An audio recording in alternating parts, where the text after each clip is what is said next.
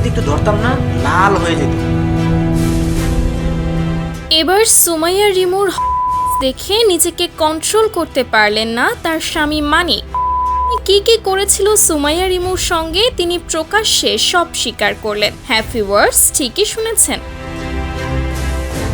এবং আপনারা জানলে আরও অবাক হবেন যে তাদের কি কারণে হয়েছে। চলুন জেনে আসি বিস্তারিত।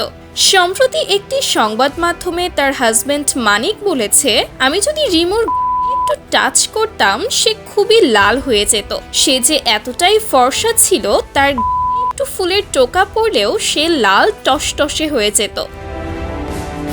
এবং আমি যখন রাতের বেলা একটু তার কাছে যেতাম, তাকে একটু টাচ করতাম, সাথে সাথেই লাইট মেরে দেখি তার পুরো লাল হয়ে গিয়েছে। তিনি এও বলেছেন, আমি রিমুকে বলেছিলাম সে যদি কাজ করেও বাড়ি গাড়ি করে আমার তাতে কোনো আপত্তি নেই। হ্যাঁ ভিউয়ার্স, এই কথাগুলোই বলেছে তার সাবেক হাজবেন্ড মানিক। তিনি আরও বলেছেন, কখনোই তাকে কিছু দিতে পারিনি, আমি পুরুষ হিসেবে ব্যর্থ।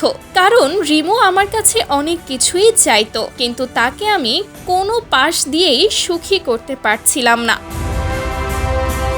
তাকে একটি সিটি গোল্ডের আংটি কিনে দেওয়ারও ক্ষমতা আমার ছিল না। সম্প্রতি একটা ফটোশুটে স্বনামধন্য কাছে গিয়েছিল সুমাইয়া রিমু এবং সেখানে গিয়ে এত গ্ল্যামারাস লুকে সেজেছিলেন যেন তার স্বামী আর না বলে থাকতেই পারলেন না। সম্প্রতি একটা সংবাদ মাধ্যমে জানিয়েছেন, আমি যখন রিমুর গায়ে টাচ করতাম সে লাল হয়ে যেত। তিনি বলেছেন, কিন্তু সবচেয়ে দুঃখের বিষয় আমি তাকে কিছুই দিতে পারিনি, এজন্য সে আমাকে ছেড়ে চলে গেছে। তো ভিউয়ার্স, আপনাদের কাছে কি মনে হয়, রিমুর সৌন্দর্য দেখে কি আবারও তার সাবেক স্বামী তার সাথে বিবাহ করার সিদ্ধান্ত নেবেন? আপনাদের মতামত জানাতে পারেন আমাদের কমেন্ট বক্সে।